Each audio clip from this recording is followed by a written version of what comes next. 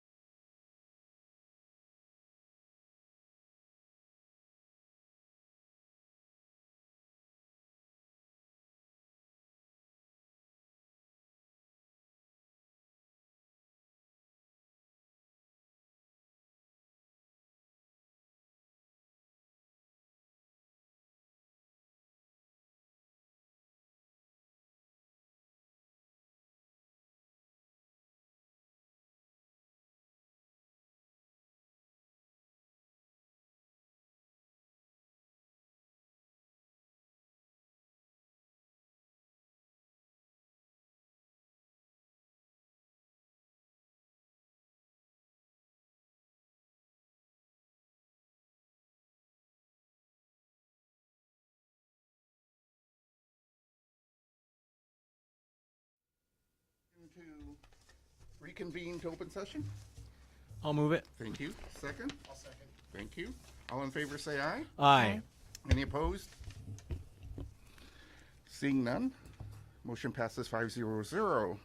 Let's stand for the Pledge of Allegiance.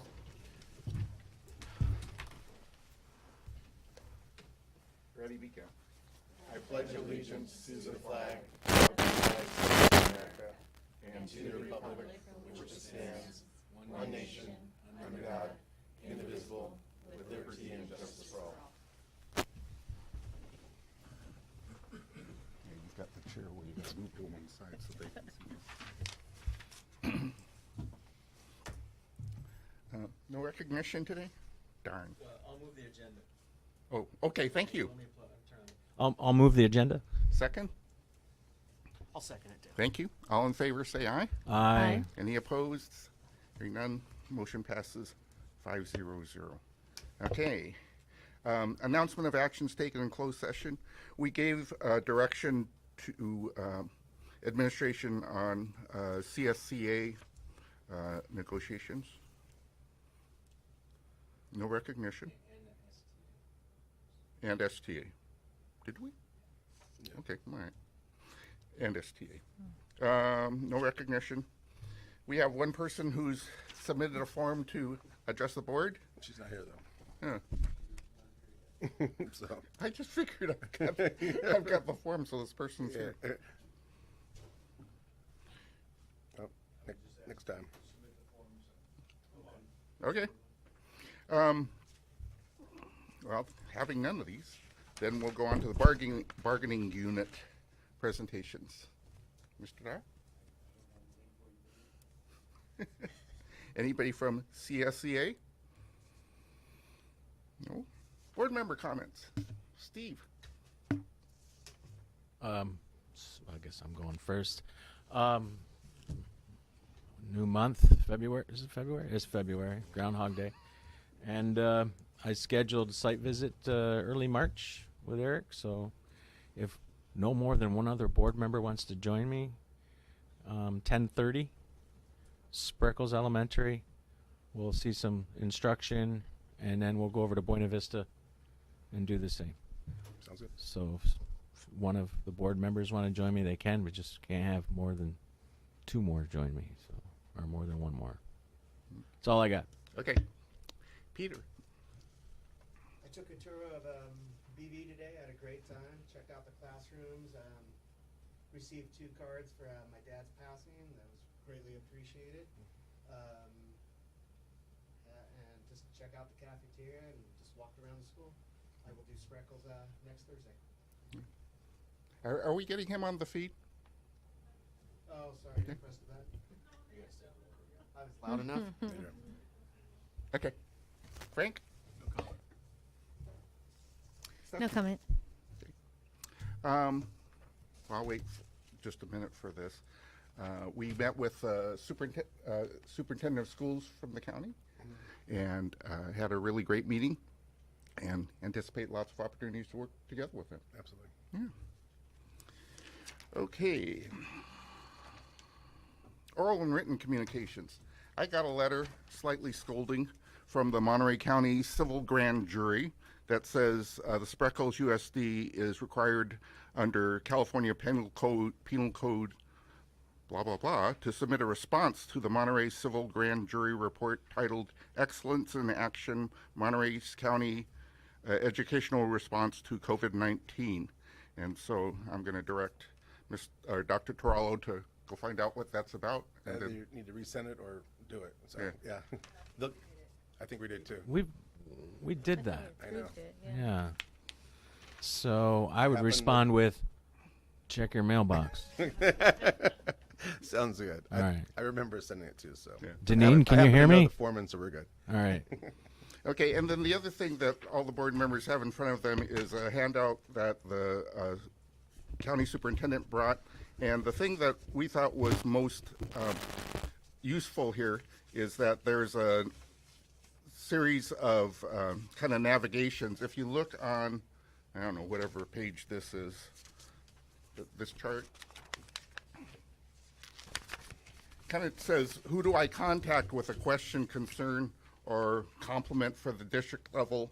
And it tells you if it's in the, for example, student behavior area, then step one is you talk to the classroom subject area teacher, and it gives a whole sequence of people to contact. And I thought that was good information for us. It goes through down a whole bunch of different issues, and just a good reminder.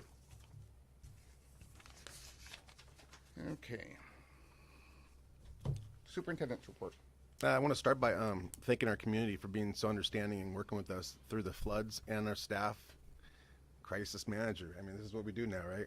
What's the next one? But our district, for the most part, came through unscathed, except from some stress. But really, the parents were great.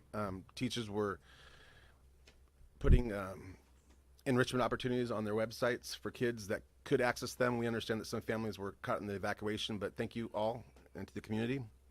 We held our first District English Learner Advisory Committee, or DLAC meeting on January 17th. I just want a big shout out to Mrs. Villarengo, who's our new ELD teacher. She's connecting with these parents. Just the interactions that we witnessed with her and the family, there's a warm, very inviting feel that's great. And so I trust she's just going to grow a wonderful program. I also want to thank you, the district, for sending me to a superintendent symposium in Monterey last weekend. I hope to learn a lot and bring back. It's the biggest one of the year for superintendents, and it happens to be in our backyard. So we are very excited to kick off our partnership with CSUMB's Reading Center next week. We've identified about 10 kids to kind of pilot the program. What's nice is that you agreed to pay for their tuition, which normally is substantial, but it's part of our it's part of our supplemental funds.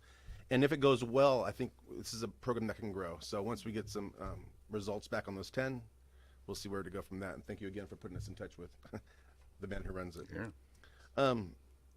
The BV Library anniversary has now been rescheduled to March 4th. If you're interested, Chris is going to say some nice words. But you could come anyway. Yeah, 2 o'clock at Buena Vista on the 4th. Saturday. I hope it's Saturday. Yeah. And then next week is the last week of tutoring first round. So thank you to those teachers that met with kids on Tuesdays and Thursdays. We hope to collect some data to see how impactful it was. We have a second round coming up. Well, we'll take 2 weeks off and then resume, and I think March-ish, right? Other than that, good to be here. Thank you, Eric. Go ahead. Not sure if this is appropriate or if Sure. if protocol even allows an answer.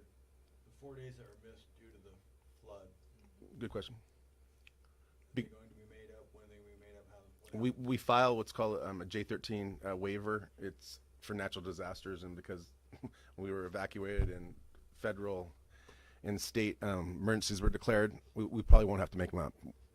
Very similar to when it was a couple years back when the fires, yeah. So we do file. It's pretty standard, but under the circumstances, we're pretty confident that we will get it approved. Frank, is your mic on? Can you bend it down? You gotta oh, there you go. No, Yeah, that's- thanks. Kev. Okay, Kate, You go on the mic. All right, yeah. all the way over there. And you have to turn it on too.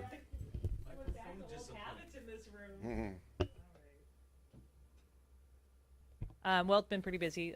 Floods. I wanted to do a big thank you to all the teachers and all the staff for being super flexible. It did take us a step back into the pandemic days. So I'm glad that we're back into school again, that we're not out for an extended period of time, and that river has declined, which has been great to see.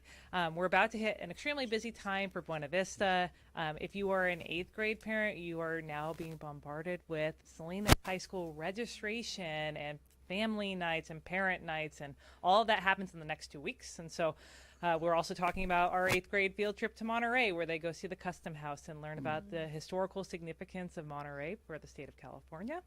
And then soon we're talking about 8th grade field trips at the end of the year for the boardwalk and all the festivities. And so 8th grade is in a whole whirlwind from now until the end of the year.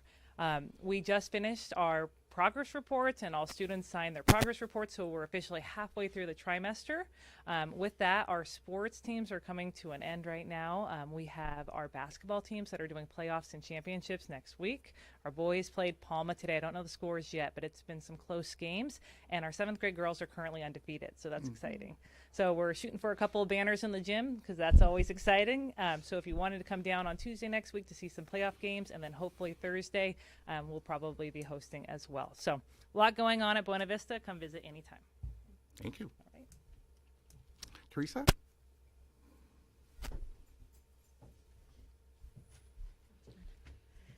Hi there. She left it on. I just had some pictures worth 1,000 words, so put a little quick slideshow together because Monday was the 100th day of school. So that's the last slide. There we go. Thank you. We celebrated. Student Council chose for us to all be 100 years old, and so we were. One of the kids asked me if I was truly 100, and I told him yes, I was. So just some fun stuff for you to check out. Lots of activities in the classrooms around 100, and anyway, it was a wonderful day. Lots of fun. We had a dance party at lunch, and we had an assembly, and it was our first accelerated reader challenge. I know, isn't he cute? The students chose for me to be silly string, so I was one of the least painful of the ones so far in my career. So that happened, and we had a really nice day. At least I felt like it was. Yeah. Where's the silly string picture? Well, I didn't even take one, so, but these are great. So anyway, also today, I'll just work backwards, we had Mr. Eco Hero Assembly, which is put on by Salinas Valley Recycling, and the message is to reduce, reuse, and recycle, and to take care of our planet, all through song and raps, and it was a lot of fun. So they did 2 assemblies for us for the different grade levels, and I'm really glad they came, even though I forgot they were coming. And it was a nice surprise in the morning. And my teachers were so flexible about making it all work. And on Wednesday was the Global Day of Play. It's an international day to promote the importance of play, not only at home, but also in the schools. And so there was lots of really great activities. And what was really fun to watch was in the classrooms, from the primary grades all the way through, doing lots of really fun things, from outside physical play to math games to board games to all kinds of activities. So it's been really busy. Talking about a lot of fun things, that's important because we really think about the whole child, but we've been really focused on academics. As Kate mentioned, we're getting close in another month to our end of a trimester, and teachers are working really hard and doing a lot of really wonderful teaching. We have done some professional development around mathematics. We just had our second day, which had to be rescheduled yesterday, and we have some plans for our language arts come our staff development day.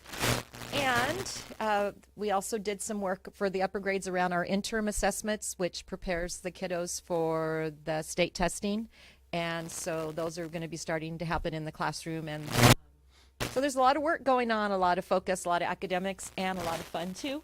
And I just want to get a big shout out to my staff because there's been so many things going on, not only floods and things like that, but there's always something that shifts during any given day, any given week. And people just really step up, show a lot of grace and kindness, and it really makes a difference. And we're a wonderful community, and we take care of each other and the kiddos. So I really appreciate that. So since I have a bunch of them here, I just want to shout out to all my teachers and how hard they work every day. So thank you.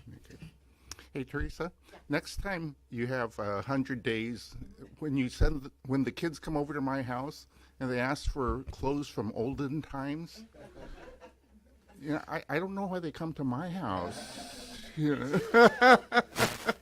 I gave them bow ties. That's perfect. Thanks. Anybody from SUEF to make a report? Can I go back to the site report? Yeah, I was wondering, the interim assessment, is that something we could see the results of, just to see? The interims? Yeah, just to see if it's an actual predictor when we get the SBAC results, so we can just kind of see. We can look into it. I don't know. No, no, I don't mean see it, like see it, line it up with the SBAC results when we get them, Okay. you know, in the fall, Right. and just see if that's a good tool to use or not. Okay. Thank you. You know what I mean? Yep. If it's not, maybe we can find another one. Yeah. Okay. Yeah. May I speak for that? You may. Hey, I don't have the gavel anymore.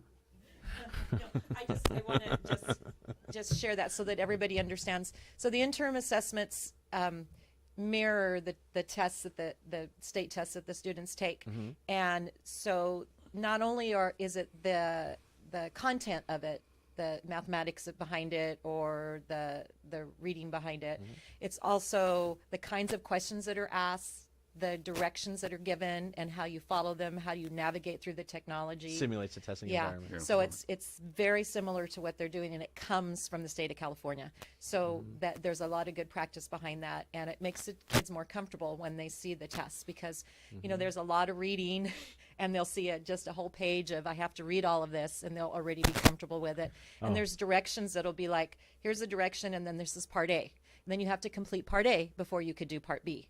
And then you have to go back to part A in order to do part C, and those kind of things, which are really complicated and complex. And so being able to look at all of that and be able to navigate it, just the comfort level makes a difference, I believe, in the testing. Yeah, So, it's not foreign to them when they sit down for Yeah. the real deal. Yeah. So you're using the SBAC supported IEBs. yes. Then I don't need to see them. Okay. That's why I I wanted thought to we were clarify. using our own in-house thing. No. Okay. Never mind. Okay. Anybody from SUEF, PTO, Bobcat Club? Okay. Let's move forward into the fund balance report. Yes. All right, so on page 10 of the packet, this is the fund balance summary, period ending January 31st, which is now 58% of the school year, and revenues are at 7.1 actuals, and expenditures are at 6.6, so we have a operating surplus of $499,000. This is the second month of the year that we've seen this. It happened in December. It's obviously here again, and it may happen again in March and June, because we'll be receiving the second of our big property tax revenue payments. So, very good news. If there's ever specific information anybody needs about this report, please reach out, and we'll talk as long as you want to. Let's talk about it. It's so interesting. Okay, you want to move forward into facilities? So facilities, the focus was obviously what was going to be the impact of the potential flood. We had a lot of kind of anxiety what could happen. We made a few good decisions, I think, quickly. We moved most of our buses away from the back of the building, drove them into town at our one of our vendors had space for us to bring trucks, and so I want to thank Heather Brodell and actually one of our retirees, Janie McDougall. They tag teamed and drove trucks out of the town of Spreckels to prepare for the pending doom that was being proclaimed. But yeah, we really did not have significant damage. There were a few wet spots here and there and some soggy tiles, but Jaime and his team has done a good job to clean all of that out since that rainstorm. Anything on facilities, guys? Food services?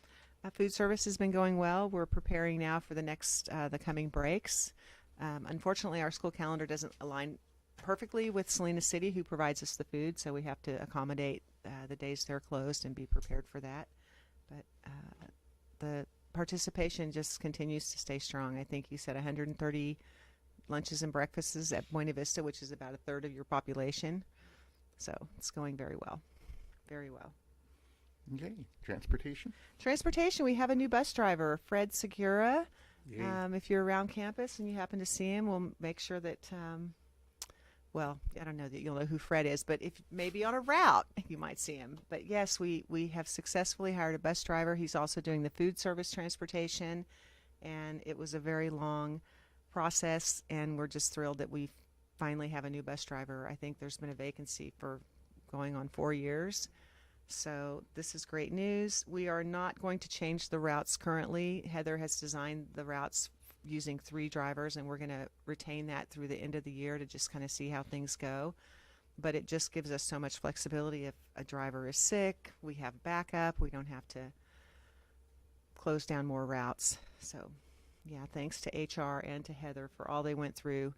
Hiring a bus driver, there's a lot of paperwork because you've got all that licensing info, CHP info, training info that has to be collected and put together. So he's with us now. Good. Yeah, let's keep him. Yeah. Do we need more bus drivers? We need 2 more. We still have 2 vacancies. Okay. Yeah. All right. Report on. Questions? Oh, Questions? go ahead, sorry. I asked the other 2 times you didn't answer, so stop. I'll just start waving my hand.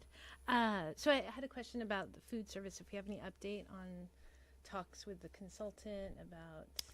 Well, we had a What we're gonna do. facilities committee meeting today, Okay, so and we're maybe going we'll to, update. during the committees, okay. we'll share with the discussion that took place today. Okay. Yes. And then the other kind of comment question. I know I've heard from a number of families that, when the bus routes were changed, there was a little bit of a concern that they might never go back. So I don't know if it might be important to have that communication with the families that if this is going to stay the way it is right now until the end of the year, and it's going to kind of be revisited. So, yeah. I think we'll probably do an introductory email out when Fred is on his own route. Right now, he's shadowing. And is it Monday that he'll start? Is that the target date? His own route? So he's not on the bus by himself yet, but when that date's known, we'll send, that'll be a good time to have that correspondence. Yeah, no, I think, and just Yeah. knowing that he's not already out there too is Yeah. probably helpful. So Yeah. people aren't like, well, wait a minute, it Yeah. used to be this route. Yeah, is it who gonna is go this back or guy what's going on? Picking up my kids in a that Spreckels too, bus. who's this Yeah. new person? Thank you. Attendance? Okay, so period 1, it captures the first attendance snapshot. It's helpful for our budget development, and unfortunately, for the first time in a very long time, our attendance rate took a drastic dive. You can see from this historical chart, we usually sit between 97, 96. We had, even in the post-COVID year, we were at 96% in the first period. This first period is 93%. So that's low. So we decided to look at the details, which we'll talk about in the next item on the report. But what's important about this report is that it starts to drive budget development in terms of funding, because the enrollment, which is 918 times the attendance rate, basically gives us the ADA, and that's what we're funded on. So even though we have 918 children in the district, we're funded as if we have 856. So that variance obviously is significant and important to be aware of when we're doing our revenue projections. In the current year, the state has allowed us to do a 3-year rolling average. So we're not going to be funded in the current year on this big drop, but it needs to be that marker to say, hey, let's look at this attendance rate and try to figure out what it is. Is it climate that's causing it, meaning kids don't like it here so they don't come to school, or are there legitimate reasons? So if you don't have any specific questions about this, we'll go into that more in the next report that starts on page 25, which I asked Jennifer to go into the information system and give us details. So when a student is absent, parents call in, my student is sick. And so typically it's illness. But we've been breaking it down over the last couple of years into COVID or COVID quarantine. So you can see that's a pretty big jump. The purple represents 21-22 last year to this year. in the blue. So we can start to see that, okay, illness has increased 11% since last year. The COVID related almost 2%. Other things went down, which is good, like unexcused. That's the one we always want to go down. And flu went up, but only slightly. So I think that there were flus and illnesses can be sometimes a flu a parent will report as an illness. Other times the parent will report it as a flu. It just depends on the information that we get from the parents, right? The big wave we got when there was more things happened at one time. Right. So we weren't really shocked by this, but Right. No. half the kids were gone. So Right. Yeah, and that's Spreckels. So then over at Buena Vista, and again, a lot of it's related to how things are communicated, but you can see the big 12% is illnesses. At Spreckels, it was 11%. So those are pretty close. That's pretty, but COVID is way down compared to the prior year.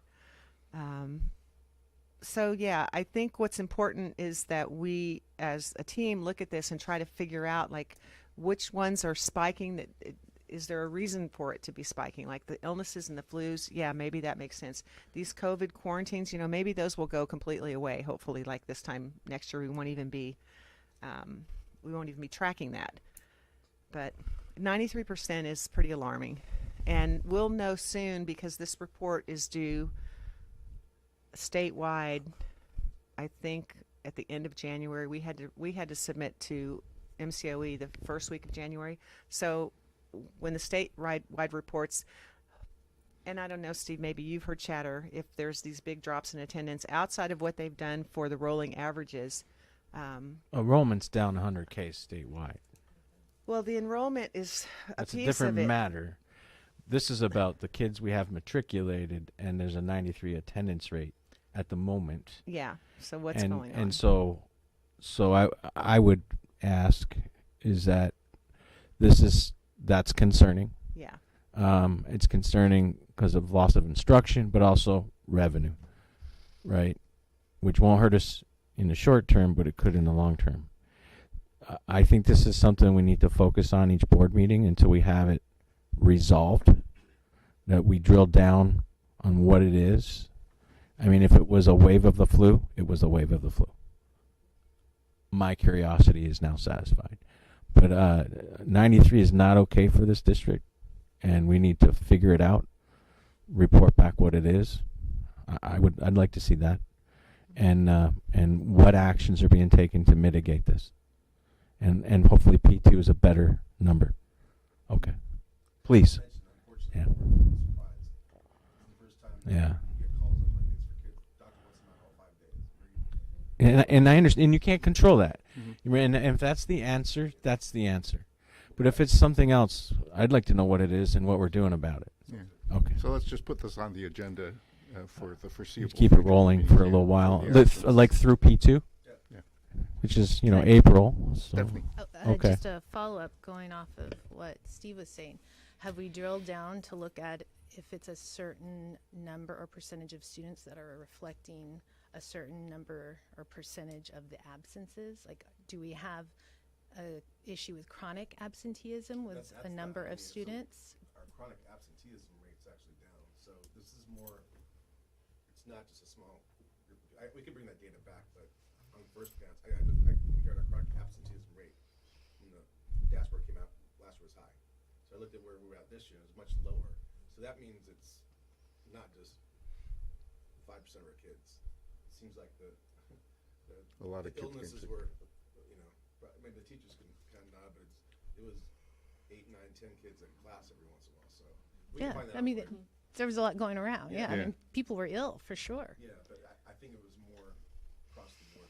But if you look at the trend, we don't know what P2 is yet. But if you look at the trend, the second to the bottom line, you got 97, 97, 96, 96, 97, and then 93 now. That's different, right? I mean, 96, 97 is consistent going back a decade or pretty close to it. So let's keep watch on it. I would ask. All right. Thank you. In terms of chronic, there are some districts that are reporting parents that are keeping their kids home because they're worried about, kids catching stuff. Do we know about that in our district? Do we have anybody? I don't know, but it may makes sense. I mean, this is the first real normal year after COVID. And our advice about staying home had changed a little bit, right? Right. You know, keep them home for 5-10 days for Yeah. quarantine. So I think the psychological aspect has changed too. Yeah, if it were from COVID, then that would be chronic, and we'd have the same kid out for a long time. No, but I mean, I think maybe I'm speculating that parents' attitude and the coaching about staying home when you're sick might have changed a little bit post-COVID. Mm. Right. You know, you have a sniffly nose, Yeah. stay home now versus Yeah. go to school. Yeah. Yeah, for sure. Okay. And if that's what it is. Yeah. Makes sense. Okay. Anything else about the absences, attendance? All right. Let's move on to school accountability report cards. So the first one is for Spreckels, and I've got it up here. It wasn't in the packet, but we'll send you an electronic version once after the meeting. And so the SARC is the School Accountability Report Card. This reflects data from the 2021-22 school year, but it's published in the 2022-23 school year. So it's always a little trying to straddle years. And it just collects a series of information about the makeup of the school, if you will. The school principals for both of these, they do a narrative. It breaks things down, enrollment by student group, average class sizes. It gets into our suspension rates, which are extremely low, so very good job on that. Breaks that down again by student groups. And then here's that chronic absenteeism. You can see that by groups. Again, this was 2021-22. So Eric, this lands on the dashboard, and then he can look in school-wise in the current year to do a comparison. And then it also includes the results from the CASP. Although if you see asterisks, like in this section, it's because the state has not uploaded the data yet. They're behind on getting that data in, and when it is available, this will be loaded with that, and then we'll post this onto our website, and it's also available at our school sites. It also includes data on facilities. We insert the results of the facilities inspection tool and a narrative on deficiencies and repairs that are needed, and then it also goes into our textbooks. And finally, teacher prep and placement. So this is done for both school sites every year. We start working on it in the fall, and the data comes from a variety of the sources. The principals submit things, I prepare things, the dashboard, of course, and then we compile it and make it available for the public. This is a document that there was a time that realtors used to ask for SARCs because it would be part of their attraction to sell a home in a neighborhood if you had a good SARC. Yeah, so that's the Spreckels one, and then the Buena Vista one is in the packet. Right. Information only. Any questions about the SARCs? Yes. Oh, okay. Well, first, I'm glad to know that Spreckels wasn't included in the packet because I kept thinking, gosh, somehow I just missed it, or because it all kinds of did that too, I all kind of molds together. I'm like, wow, I've seen a lot of Buena Vista, but the Spreckels didn't stand out. Okay, so good to know. So I'll look for that. I think one thing that stood out was looking at the test results, which was broken down by different groups of students, and it seemed quite evident that those who are identified as socioeconomically disadvantaged are really struggling in comparison to other groups. And English learners and disabilities, very much so. Right. It's actually something equity committee we're going to take a very deep dive into, but you're right. Right. Certain subgroups underperform. So are we already kind of tailoring or funneling extra resources to those groups, or is that? Yeah. So that's where the supplemental funds go. The ELD program, complete focus on those things. But socioeconomically disadvantaged? Yeah, but so those are socioeconomic part are unduplicated, and they're identified as well. And do you have aides supporting those kids? Yeah. And they're identified and they get support. Those are also ones that many of them are in the bridging program. So, Okay.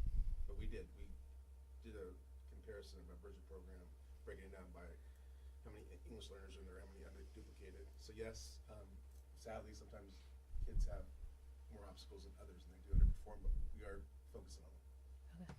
Good. And we'll keep talking about that at the Yeah, equity committee, right? absolutely. Definitely. Okay. That's it. Okay. Thank you. Budget update.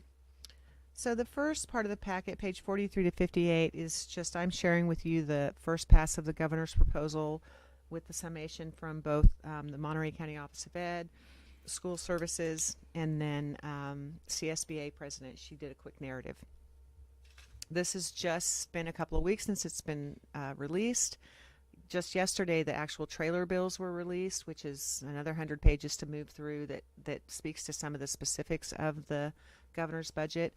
But in summary, this is the first year that the governor is presenting a deficit in all his time as governor, meaning that he's funding to the COLA, which is set by the cost of living. It's an index that's set, and he's funding our base program with the COLA, but he's using some one-time dollars to do it, and so that would be a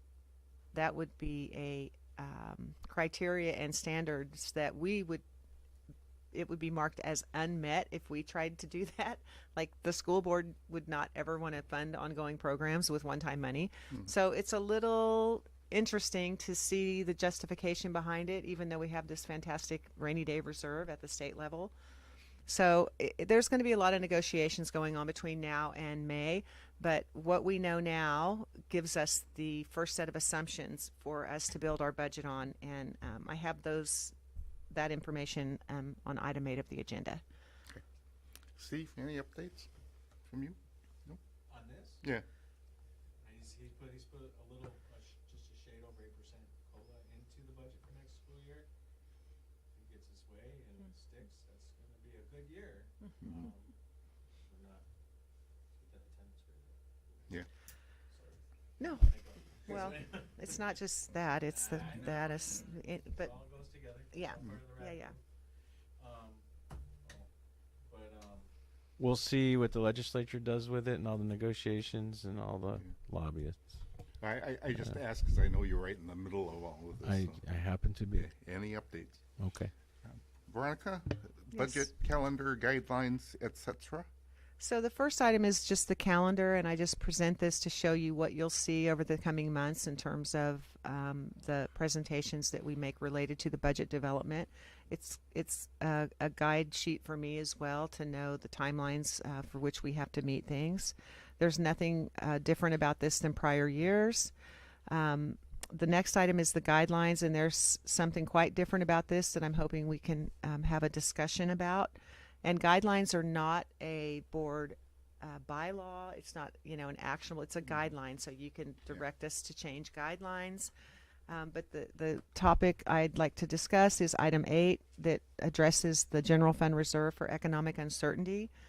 So a district our size is required by statute to hold a 4% reserve, 4% of our total expenditures in the general fund of any budget period. So the 4% is statutory. Years ago, during the Great Recession, we decided to increase that to 7.5% because we wanted to be able to have 2 months worth of payroll in case there was a cash flow issue. Coming out of the Great Recession was when the state started to support their budget shortfall, deferring our revenue. So we might have only received for several years 80 cents on the dollar. So that made our cash reserve, our cash balances critical, and we did a very good job of retaining that cash flow. That's when we changed it to 7.5%. With the uncertainty ahead of us, whether there will be another, not a great recession, maybe a bad recession, I don't know what's coming, right? It's interest rates went up yesterday. They're saying. So what I did was a calculation on using that same concept of 2 months worth of payroll. What would that reserve need to be? Because our payroll has significantly increased, obviously, since 2008 when we did this. So in option 1 and this is just all walking through the process of coming up with this number, to meet 2 months of payroll would be a 17% reserve. and that would equate to $1.1 million. That feels like too big of a jump in 1 year. Yeah. I'm very conservative with my budgeting, but to go from 7.5 to 17 and move another $1 million into that, it doesn't feel like it's that drastic at this point. So that's option 2 is 10%. Because I want to give you options. Yes. So that moving it from 4% statutory, 7.5% has been our practice. So how do you feel about moving 3.5% more to 10%, which equates to $366,000? So then to further give you just a visual of what that looks like, this is our reserve document where I make all of those assignments. So we're going from 401,000 is the extra we put in now.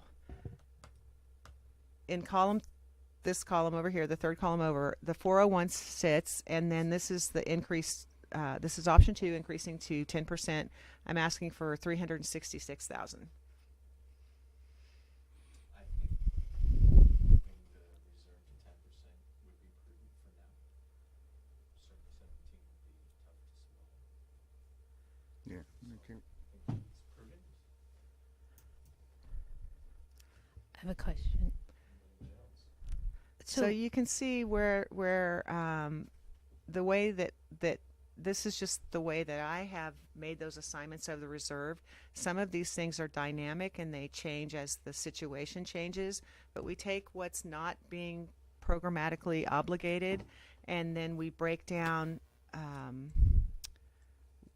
well, actually some pieces of the reserve are statutorily obligated. For example, where is it? Compensated absences. We post this number in the assigned value of the reserve every year based on these are employees that have balances of vacation. So if they were to leave, this is what it would cost to pay them out. So that's what all of those details are, items like that. And then whatever the bulk is left over, I put it in facility repair. And that gives us flexibility that we need as emergency situations come up, like the leaky roof or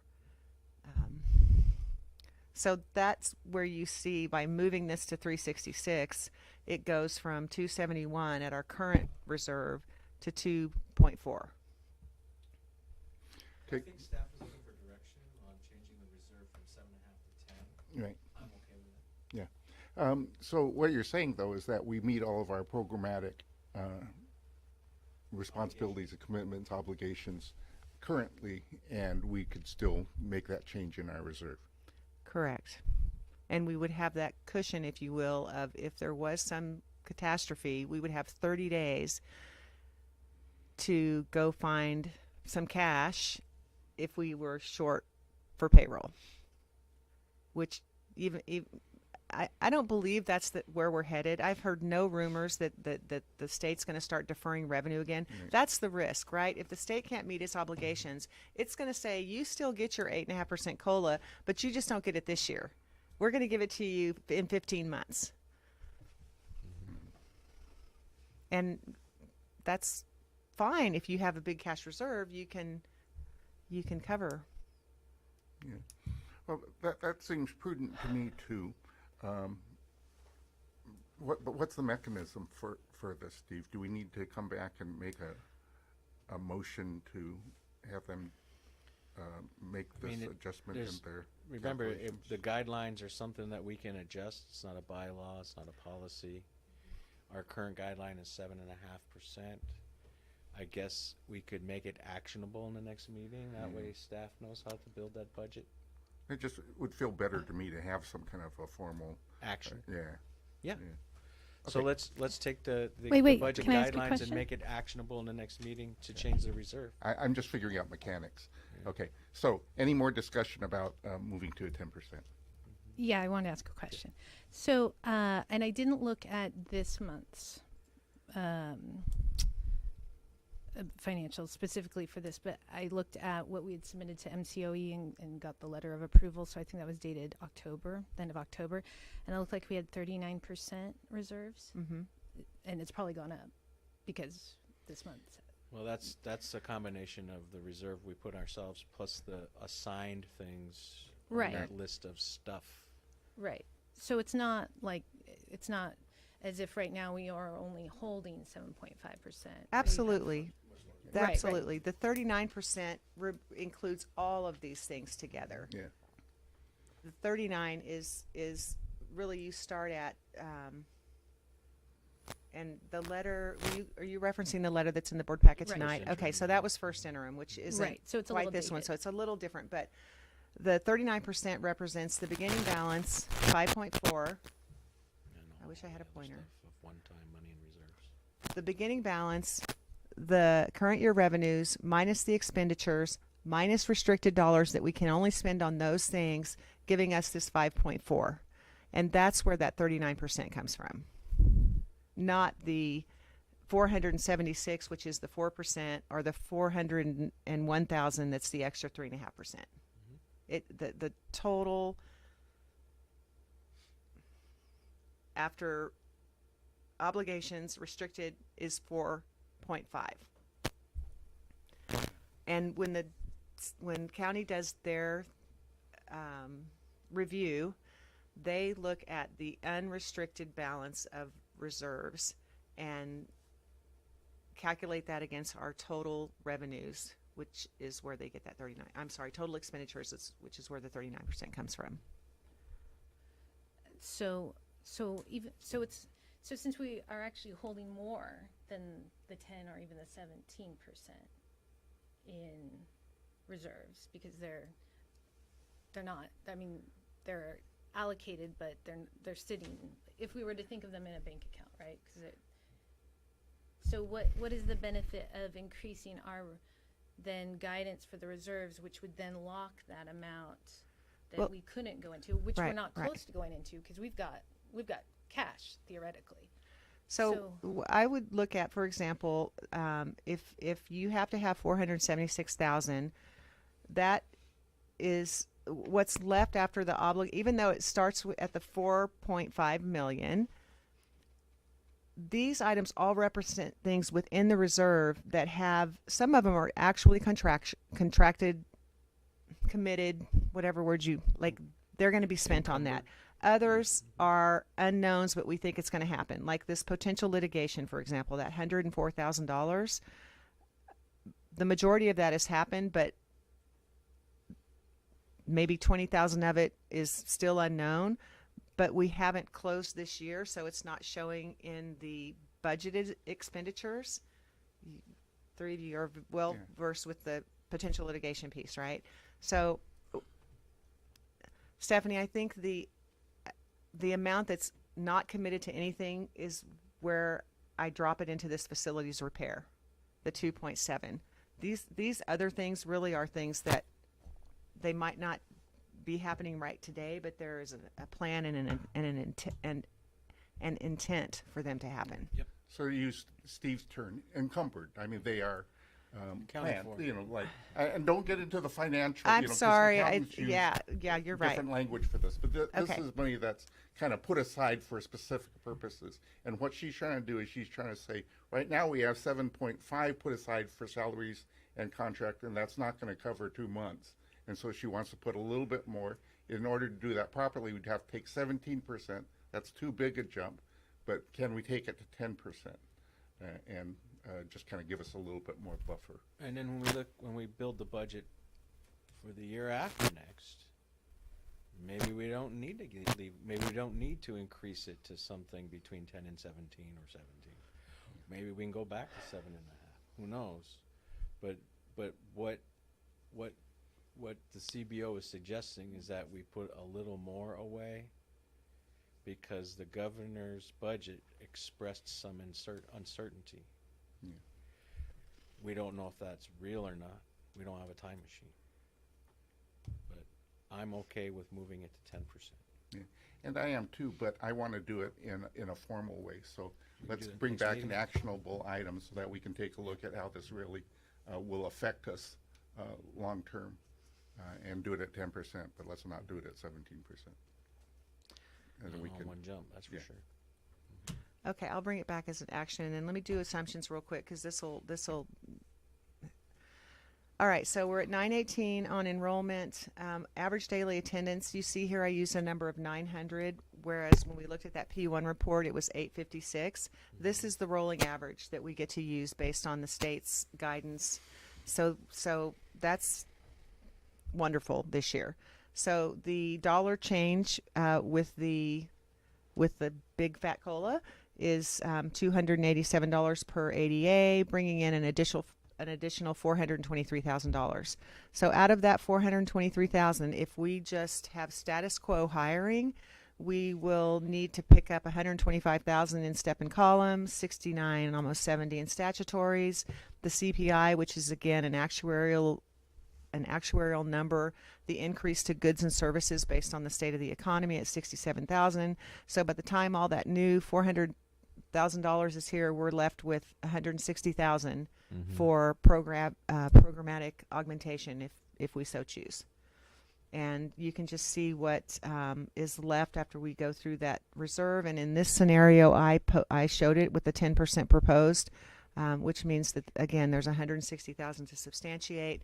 That is ongoing money, so that could be program that's related to staff, or you could put it in a one-time carry.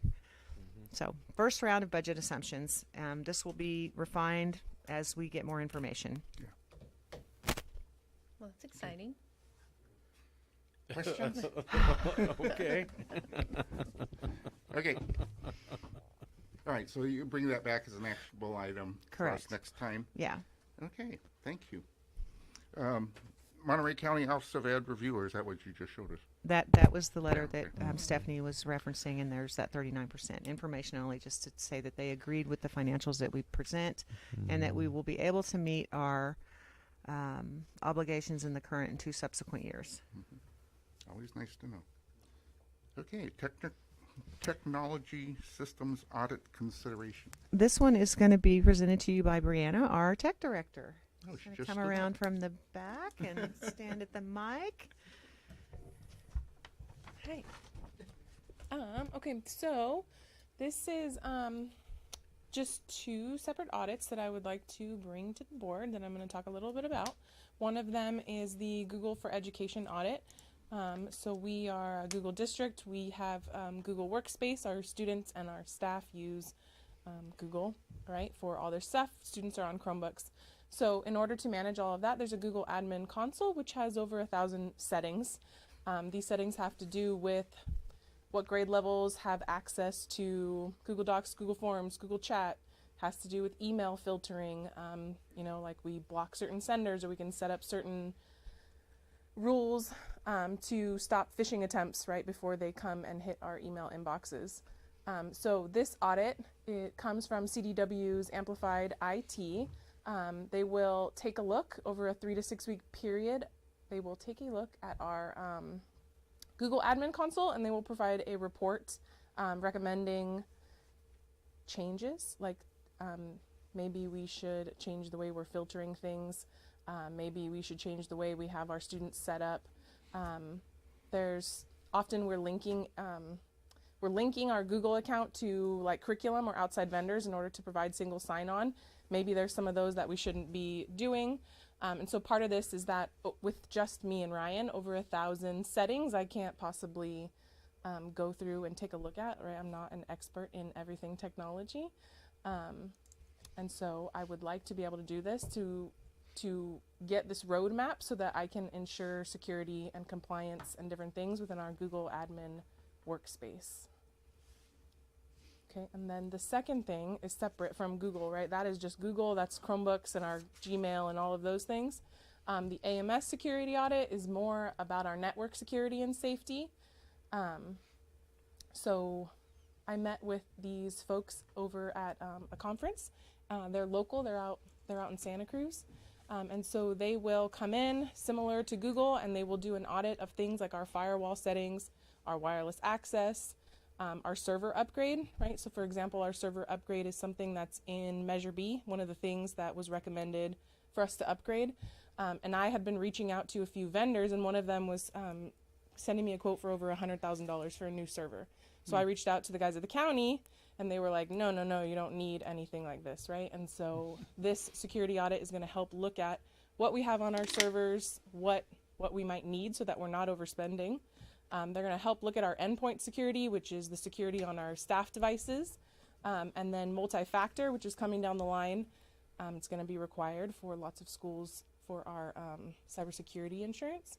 They're going to look at our Microsoft settings because we also are on Microsoft devices, which means we have a whole nother Microsoft console to manage. And then they'll look at our backup health, which is how we're backing up our financials and our student information system. So because the tech department is me and Ryan, and we don't have expertise in every area, I want to make sure that we are spending money appropriately where we should be. And I don't want to necessarily just be making those decisions because it's not all of these areas are my background. So I provided these pictures just to show you. Can you go to the other one?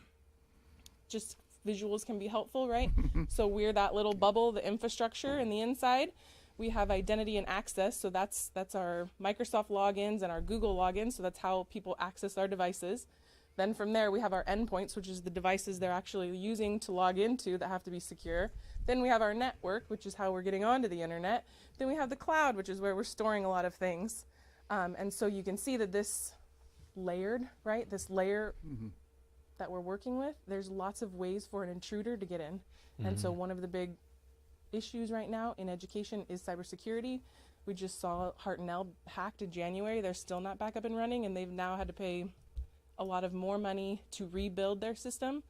So these audits are going to help ensure that we have the right eyes looking at the right things to help, because I can't know and do everything. So that's what I'm asking for your blessing. So this first part was the information before we get to this two separate action items of the contracts. Yep. Do you want me to stay here? Stay there, please.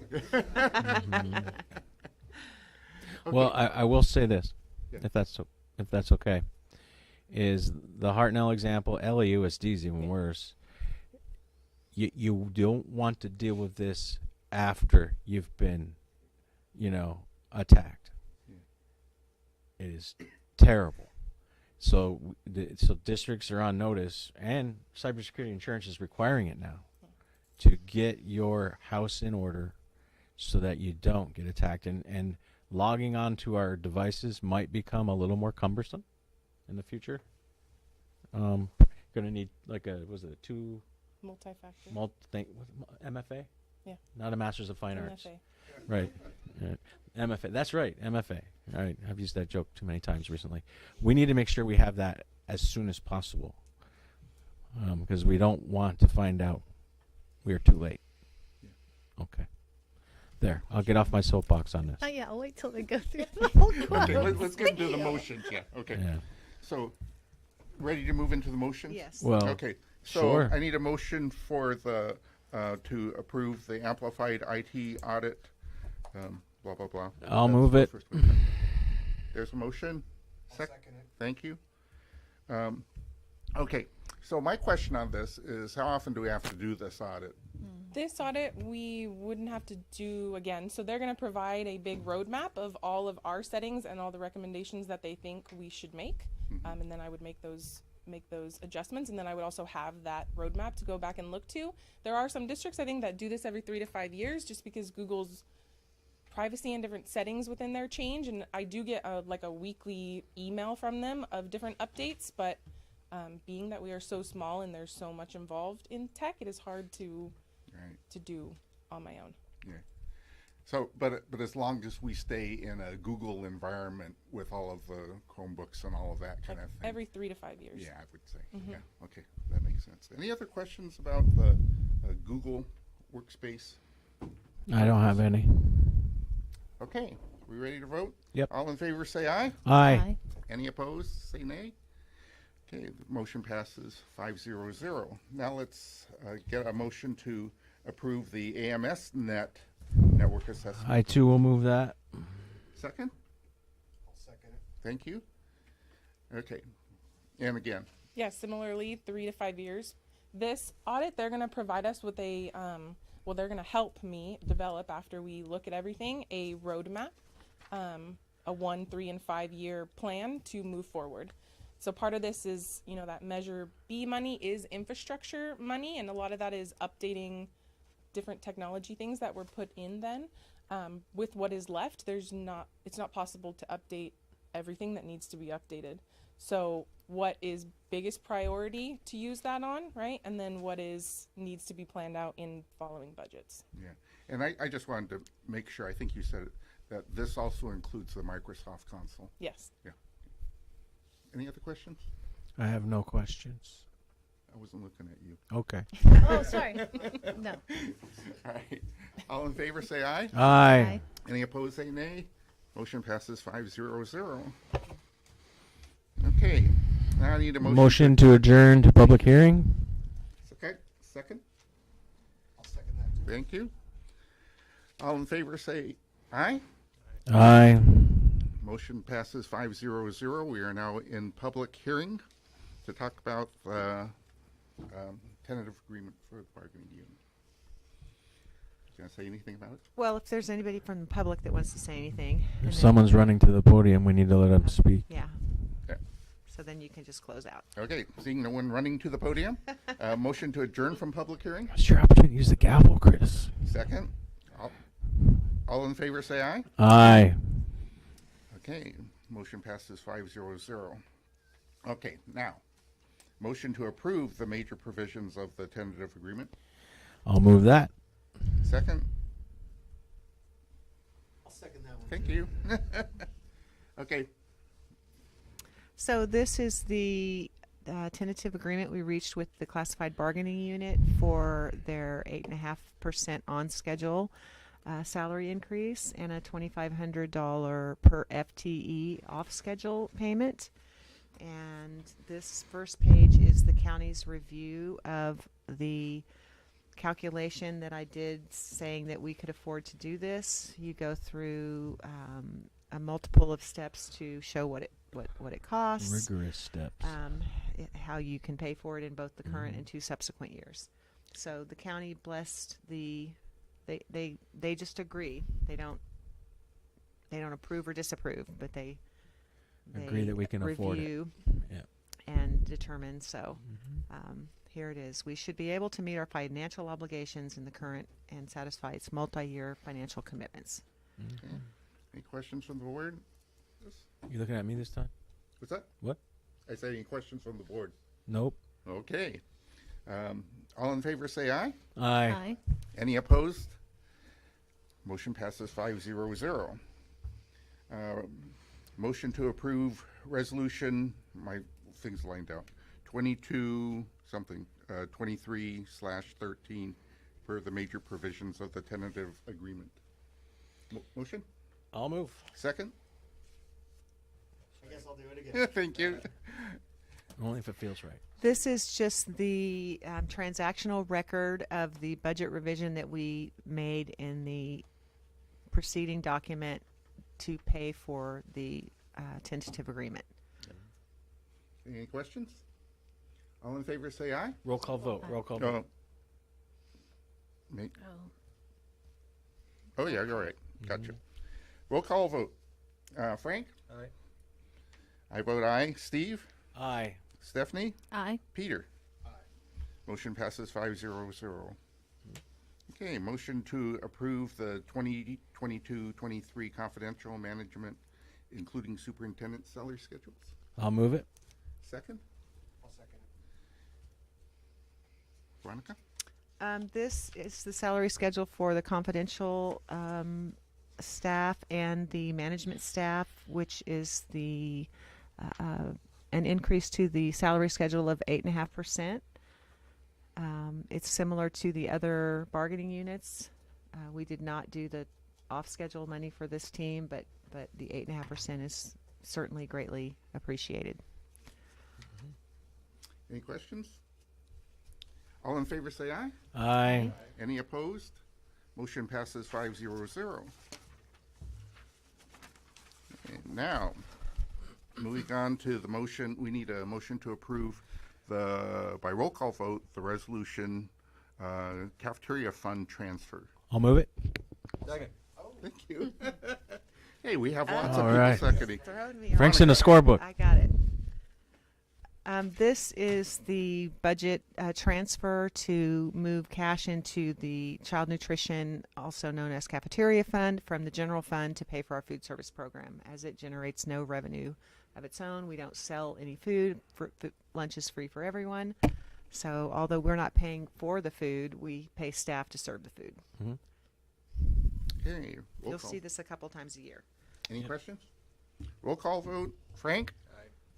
I vote aye. Steve? Aye. Stephanie? Aye. Peter? Aye. Motion passes 5-0-0. Motion to approve Resolution 2223/15 authorization to join the Educational Technology Joint Powers Authority. I'll move that. Second? I'll second it. Thank you, Peter. Veronica? So I'm going to ask Brianna to return to the podium and give us a summary of what this JPA is all about. So this JPA is a group of schools and different people that have joined, and I mean it's no cost to us. We just have to have a board resolution, and then I will take that to their board. But joining this JPA will give us 10% discounts on a lot of the software that we purchase, and even if we buy things from different vendors that are on their list. So. Okay. Any questions? Let's take it in reverse order. Peter? Roll call vote. Stephanie? Aye. Steve? I'm an aye. I'm an aye. Frank? Aye. Motion passes 5-0-0. Motion to approve CDW Government LCC intent to award letter for Category 2 internal connections equipment and other stuff. Steve? I'll move that and the other stuff as well. Thank you. Second? Second. Okay. Frank? So this is a letter of intent to award for a RFP that we brought you as a draft in December. Category 2 equipment is supported by the National Federal Schools and Library Fund for public schools and libraries to provide access, internet access, and they don't give us cash, they give us a discount. And so we are awarded an amount we have a 5-year period. I think our total award is about $170,000, but we have to spend 60%, and they discount the 40% of whatever the cost is. So we don't spend it every year. We wait until we have a project that can utilize the majority of the funds. And even this project, the Wi-Fi, these are the access points that are in all the classrooms and all of our facilities, which are part of Measure B replacement. It's on that replacement track. But because it's specifically related to access, it was eligible for this funding, this federal funding. So we went through the request for proposals. We got 7 vendors respond, which was very impressive that we had that many folks interested, because it's tiny, right, for us. We're not like LA Unified. So, but they came in with it's a matrix that we do, and they came in as the winning bid. So. Any questions for Veronica or Bree, I guess? No? All in favor, please say aye. Aye. Any opposed? Motion passes 5-0-0. Now we get to the part that we've had these teachers sitting here for all this time. The science instructional materials, we need to adjourn to public hearing by roll call vote. Frank? Aye. I'm an aye. Steve? Aye. Stephanie? Aye. Peter? Okay, we're now in public Yeah, hearing. Let's process on that. We need a motion before we do the roll call vote, for the record, for the minutes, Oh, for staff to put in the minutes. So I'll move. thank you. Peter will second. Thank you. Okay, and then we did the vote. Thank you. Okay. Did we get everybody's vote though? Yeah. Okay. I'm not sure. All right. Okay, now, did we get any public comment? So Okay, just, now I need a motion to adjourn from public hearing by roll call vote. I'll move that. Oh, I'm sorry for the confusion of the agenda. The first item is information. So at this point, we want them to present the instructional materials and then have the public hearing so the public can respond to the instructional materials that they've selected in case there's an issue. And then go into the approval of the instructional materials. So my apologies, it's not maybe very clear, but 5, curriculum instruction, Okay. A, information 1, that's just the presentation. So, Can they do the presentation open hearing, or do I have to go out of open hearing and then come back? No, you gotta go back out. Yep. Okay. yeah, you should. So should we Are we adjourn in from public public hearing hearing? right now? I believe we I are. don't know if we're really in public We're in hearing. I'm perpetual gonna say public we're hearing. out. We can't get out. So do I need to come out of the public hearing now? Let's close the public hearing, and Motion then. to adjourn public hearing? Yep. Second? Okay, Frank? I'm an aye. Steve? Aye. Stephanie? Yeah, aye. Peter? All right, now. And we'll do that again later. Yeah. Yeah, remember maybe a we little more only efficient. adopt We'll see. instruction like once every 5 years, so we're all a little Yeah. rusty on this. Yeah. So here we go. Twig Science. I'll move your presentation as you come on up. Turn the mic on. Yeah. First of all, thank you all for coming. And at I was 8:15 gonna say still that. being here. Hello and thank you. Represented here we have first through Push it 5th forward. grade. Oh, I thought it was. Oh, is it? We have Okay. first through 5th grade teachers here tonight. Thank you for being here. Do you mind going to the next slide?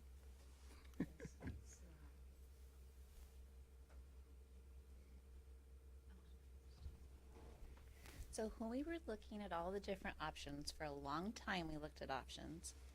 It took us a while to find one that kind of met our needs. And one of the things is the differentiation that we could choose with this program. So you have normal pacing, and I looked at 3rd grade because that's my area. And normal pacing for the first question of the 2nd module had 11 lessons. But if I pre-test my kids and they know most of the stuff, I can go to Fast Track. And Fast Track had 6 lessons covering the same scientific standards. So you kind of go through things faster. Then you have the coach-led lessons, which my class is doing now. So you have some of the video lessons, and this, I think his name is Newbie. And Newbie does all the demo lessons. So if it's something you're going to do in a lab, he can do the demo lesson and it actually works the first time, and then you can have the kids go ahead and try after. So we are enjoying Newbie. Mr. Hall is also a presenter with the coach-led lessons, but you can pace it depending on what the needs of your classroom are. So that was one of the selling points.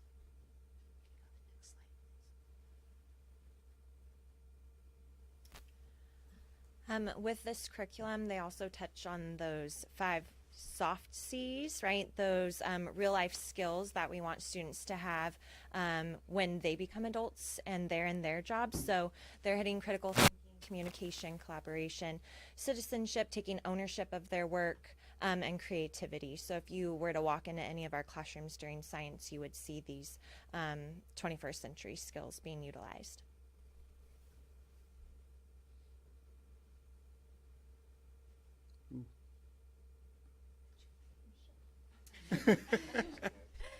Sorry. So there definitely is cross-cutting concepts. Reading, writing, and math are all intertwined. I teach 1st grade, and my students look forward to science every single. They look forward to science every single day that it's offered. The literature provided with the program is engaging and very pertinent. The students enjoy it. The writing goes right along with the program, and they're inspired to do it. It's very age appropriate and very hands-on as well. Thank you.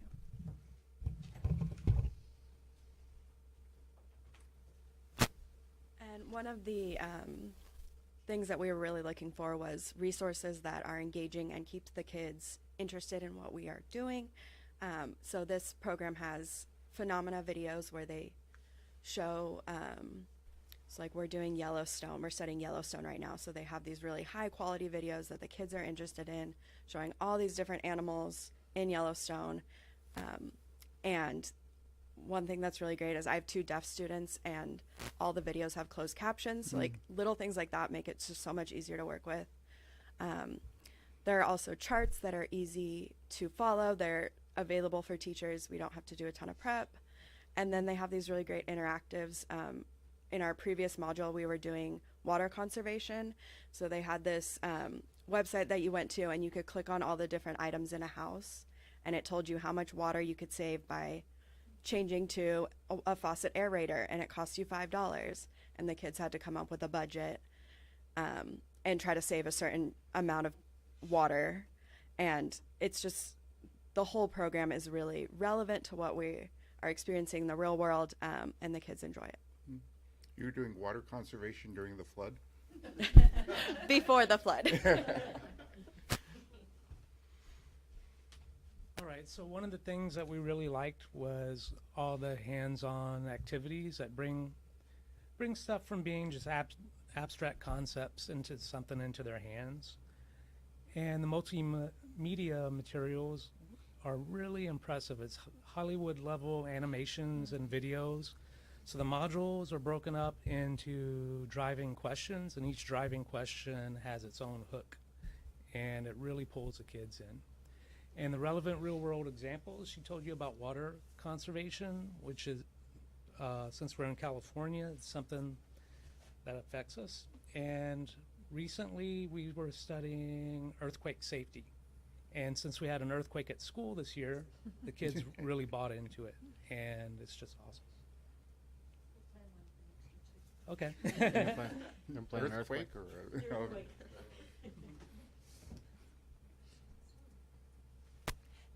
anything else? Thank you. Thank you. Would you guys mind introducing yourself to the board? Because I know some of you, and I don't know all of you. So can we get names and grade I'm levels? Natalie Voltaggio. I teach 2nd grade. Thank you. I'm Dana Meinberg. I teach 5th grade. I'm Adriana Macias. I also teach 5th grade. I'm Heidi Town, formerly Heidi Jabellis, and I teach 1st grade. Oh, thanks. Michael Nazaroff, 4th grade. Thank you. And I'm Heidi Scaroni, and I teach 3rd. Thank you. Any board members have any questions? No, when I said Yellowstone, I said I'm all caught up on that. So, Don't give me away. I won't say anything. No. Question for Teresa. A lot of times when you pilot different programs, you get a split vote. Was it pretty much unanimous that this was the one? This one was. They mentioned just a little bit about the hard work behind the pilot. We started piloting just before COVID. It was tough. Yeah. So we had our first program we piloted through the COVID year at home. And when we came back, the teachers decided we'd keep that same program and try it again in person. And then we tried the next one, and those two, we came together. Those were the two we were going to do, and we were split, pretty much split. One program had lots of this really good piece, but not all this, and the same way the other way, and it wasn't the same. So if we could have taken, I think I'm speaking correctly, half of this program and half of this program, put it together, would have been perfect. Yeah. And then, so we had the conversation, do we try another one? And everybody agreed, yes, let's go for it. And we did, and luckily we did. This is the program that I can just see from them in the classroom, and the conversation it's the one. So I'm very, very supportive of, and it was totally teacher driven, but it was a long, hard road. And been doing science all along, haven't stopped doing science, but just kind of struggling to find what really works for our kids. So. Great. Can you help me design a science visit to your school so I can see different things going on in different classrooms? As soon as we get our materials. Okay, great. Thanks. Sounds like fun. Okay, now can we adjourn to public hearing? I'll move that. Second. Roll call. Frank? Aye. I'm an aye as well. Steve? Aye. Stephanie? Aye. Peter? Aye. Any members of the public want to comment on the instructional or ask questions of the public? Seeing none, we'll adjourn. Can I get a motion? I'll move to adjourn. Second? Second. Frank? Aye. I'm an aye. Steve? Aye. Stephanie? Aye. And Peter? Aye. Sorry that was so cumbersome. All right, now Can we get a motion to adopt or to approve the Imagine Learning Twigs Science Instructional Materials? Move. Second. Okay. Any more discussion? Thanks. That was a good presentation. We appreciate it very much. Yeah. All in favor say aye. Aye. Any opposed? Motion passes 5-0-0. We're ready to go. I'm excited to see it. You guys have had long days, so you're not going to hurt anybody's feelings. Yeah. Okay, committee update. Committee updates. Yeah, there's actually a couple. The calendar committee kicked off last month. We had one formal meeting. We've been going back and forth. Came up with a draft. Back and forth electronically. There's like a PD day that we're trying to find the best location. The goal is, well, the reality, we will bring you a first draft read in March, and that's when you guys provide feedback. One of the, so really we have like criteria, priorities of making a calendar. One is instruction. You know, we don't want to, for example, 3 weeks off at Christmas or during winter. A long time we said that's just too much for learning. So instruction is the first priority. Second would be fiscal impact, trying to find natural days off that don't, you know, lead to people taking the whole week. And the last one is alignment with Salinas High School, which is hard because they start so early. There is some overlap with Salinas High with the first draft, but it's not a perfect fit. They just start really early.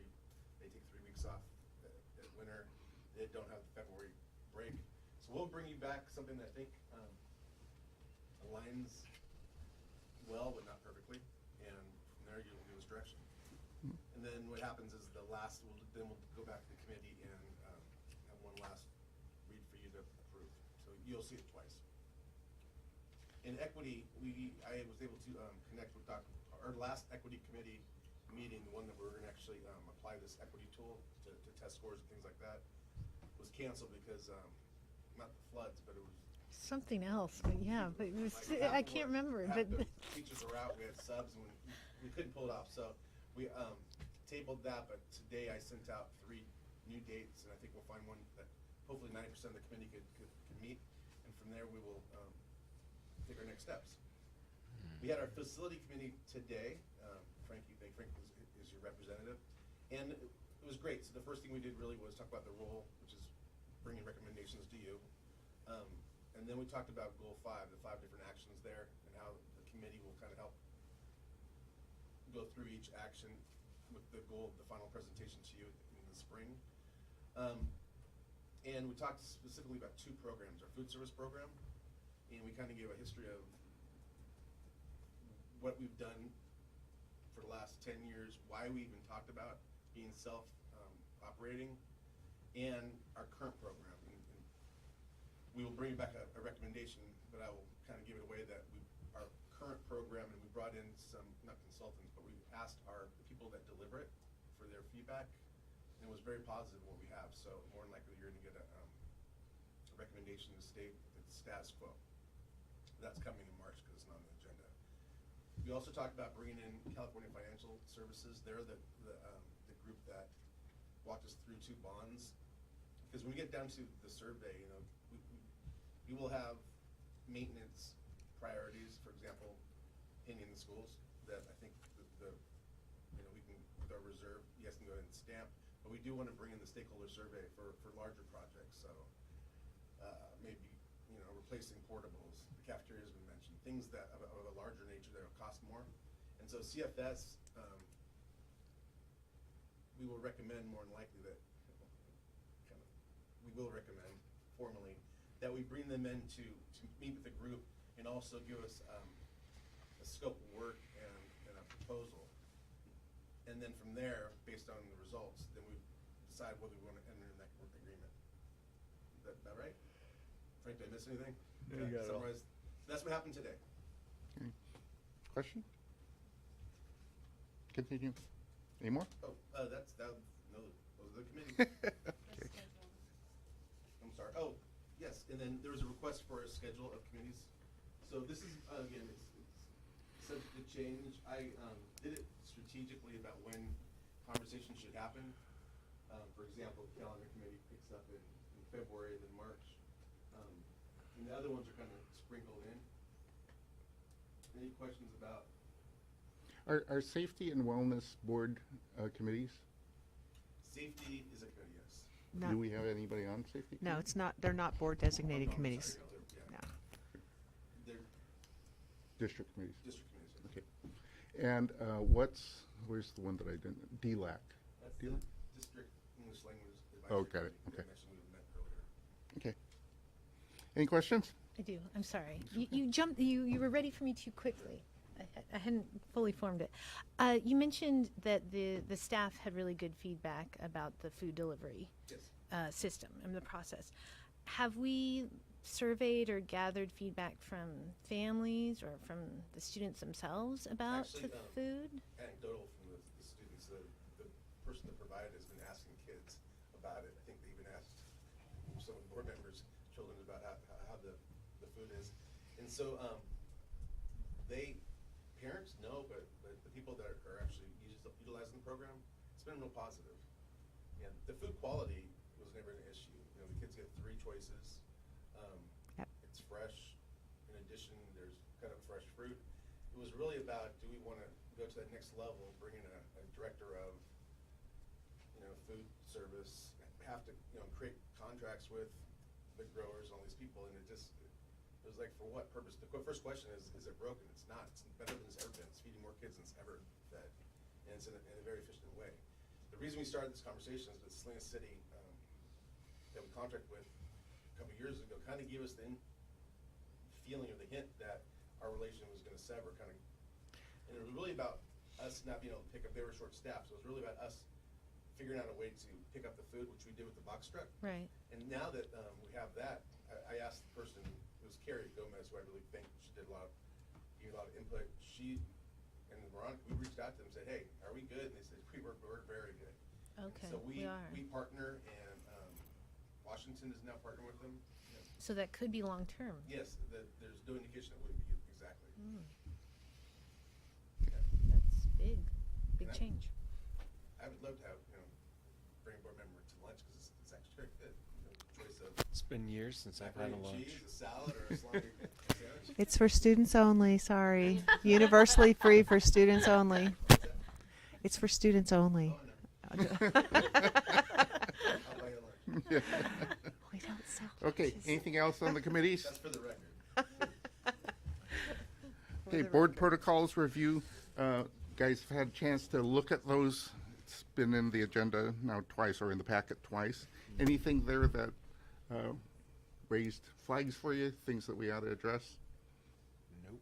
Okay, well, I'm fine with that. We'll come back to that next time. Board bylaw, and this was just changing the order of business to put recognition before all the comments. Yes, and we actually had done this when we did our update in November, when you actually was, I think, December, you did the final read. When we did the conversion to Assembly, the new platform. So this is not an action item because we had already approved it, and I just was bringing it to show you that we had recognition right after closed session before public comment, which was your request. Fantastic. So we're good. Okay, motion to approve the 2022-23 Comprehensive School Safety Plan. I'll move it. Second? I'll second. Okay. Is there a presentation on this? No, we bring to Every year. There's a few cosmetic changes, like your names and dates. But, Yeah. pretty much Take spells mine out off, every- put Chris's on. What's that? Okay. Oh, do I need Exactly. I don't know, but you need to if you did. that? Motion to approve. There. See. Any conversation from the board? All in favor say aye. Hi. Any opposed? I'm an aye. Motion passes 5-0-0. Motion for the first read for the September 2022 policies. I have only one comment Well, before I let's- move let's- this. You want me to move it first? Yeah. Let's move it and second it, and then you can make your comment. It's not exactly you. Okay, I'll move it. Okay, second? I'll second. Okay, now Steve. Go ahead. You want us to use the new platform, but you also gave us the option of just using the PDF. We If you want us to use the platform, take away the option of the PDF. We had that Don't be nice to discussion. I'm that like was- a middle school student. I take the least passive resistance. Okay, then I'm I'm also going. like I'm a mammal. I hate change. Oh my goodness! All right. Well, you're getting no more PDFs then. See, give me a separate email on Yeah. that. You'll Yeah. force me to use that thing. It's just a lot. It's a lot to figure out how to get through. I understand. I mean, you And know, I didn't I go. bother to I have to figure go it through out. them all too, and it's. Okay, so we're going to come back for a second read in a month. Yeah. Motion. I'll move. Let's Okay. move. Yeah, It's on the it's floor. moved and seconded, Yeah. so let's vote. All in favor of approving the first read of the September 2022 policy, say aye. Aye. Any opposed? Motion passes 5-0-0. Steve, you want to move the first read of I December absolutely 22? want to. Okay, thank you. Second? I'll second. Okay. Any discussion? We're going to come back for a second read next time. All in favor, say aye. Aye. Any opposed? Motion passes 5-0-0. Now I'm on to page 8. Okay, If consent. no one wants to pull anything, I'll move consent. Thank you. Very generous. Second? Can I just give one shout out to our HR? If you notice, there's 3 sped items we've been waiting all year. Thank you, Monica. Everybody's happier because that's been a tough situation. So, thank you, Monica. More bus drivers. All in favor to approve the consent items, say aye. Aye. Any opposed? Motion passes 5-0-0. Look over the future agenda items. We want to add anything? The attendance report, right? Yeah. Yeah. Just track Attendance that through absences, P2, yeah. That'd be great. Yep. Okay. Anything else? Motion to adjourn. All in favor, say aye. Aye. We're adjourned. At Stand adjourned. 8:31 p.m. Not Sorry. for me, you don't. Sorry for No. screwing up. All right.